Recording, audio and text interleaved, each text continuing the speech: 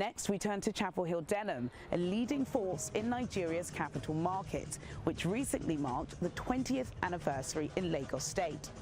The celebratory event was attended by industry leaders, regulators and key stakeholders who reflected on 2 decades of innovation and influence across infrastructure, healthcare, education, finance and sustainable investing.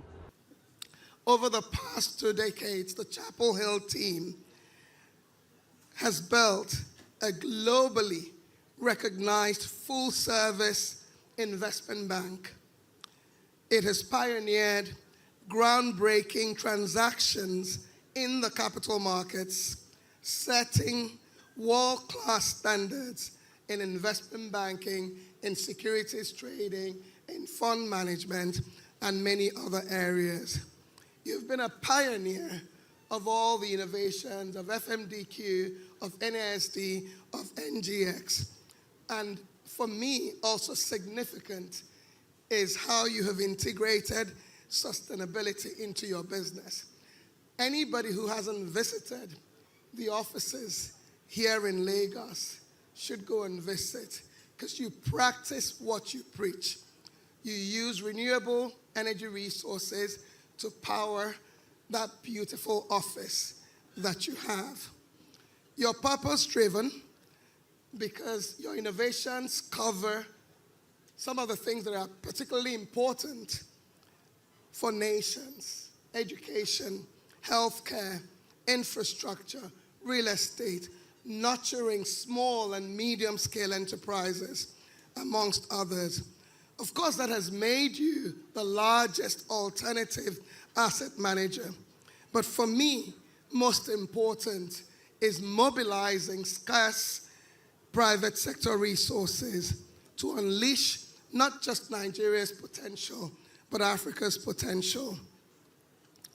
I also love that you have always had a focus on gender, on financial inclusion, carrying everybody along in your process of growing. Your consistent recognition, which Ladi talked about, means that you were named by Euromoney Awards for Excellence as the best investment bank in Nigeria 8 times.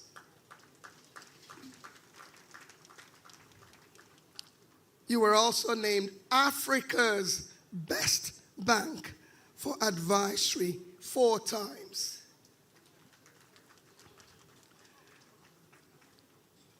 This and other examples speak volumes about your commitment to excellence and innovation.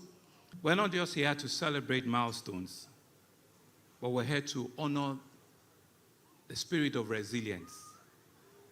We're here to look at the power of vision, and we're here to celebrate courage that has been built on what others can only dare to imagine. Tonight, in my view, is one of those moments. And so we stand here to truly honor not just Bibi, but the entire Chapel Hill Denham family. And I'm happy that it's when I'm up here that the family has been well, represented. From my Egbon, the brand new 70-year-old. Happy birthday, sir. Honorable Minister, who was our first chairman in the merger, to our former minister as well, who are all alumni, and also one of my own advisor, who I'm sure is also a true alumni of what Chapel Hill Denham has birthed in our country. And so for 2 decades, this phenomenal organization had set out a bold journey, a journey that has been defined by clear vision, and like Bolaji said, sheer resilience. They've got a strong sense of purpose and an unwavering commitment to excellence. Today, that journey is a testament of what is possible, and when ambition meets integrity, like everybody had said, when leadership is anchored on values, and when businesses are pursued not just for profit, but for profound impact. you will see a Denham, a Chapel Hill Denham rise up. And so we're here, distinguished guests, to celebrate a leading investment banking institution and a foremost asset manager that has become a catalyst of transformation in our country, and I dare say in the entire West Africa, that has helped to power the sheer financial fundamentals of Africa. I'm particularly encouraged by the commitment of excellence which Chapel Hill Denham has been able to consistently demonstrate in the last 20 years. And like everybody has also said, we've seen this organization build on resilience, on integrity, on innovation. And I think these are the clear pillars of what has defined their moment up until now. And so the ground has been laid for what the Tinubu administration intends to bring about and deliver. And that is to open up the economy, having stabilized it, to allow the private sector to make the investments, to increase productivity, grow the economy, create jobs, and reduce poverty. Across all sectors, the economy is open for private sector investment. That's what I told them, and I'm sure that message is also all I need to say to this very, very distinguished and knowledgeable audience. Today, tonight, is about Chapel Hill Denham. It's about the leadership of Mr. Bolaji Balogun. He's smart, he's bold, he's courageous, but above all, for me, it's his creativity. Finance is quite dull, and without that creativity, without that ability to find solutions, you're just another cog in the wheel. So that's what has stood him out. And Ike has mentioned something. He talked about Goldman Sachs. Goldman Sachs. And why was Goldman Sachs often referred to as Goldman Sachs? They were suppliers of a conveyor belt, a line of talent to government. So how about Chapel Hill Denham? CEO AFC, alumnus of Chapel Hill Denham. You have to clap. CEO, Nigerian NGX, Nigerian Stock Exchange, alumnus Chapel Hill Denham.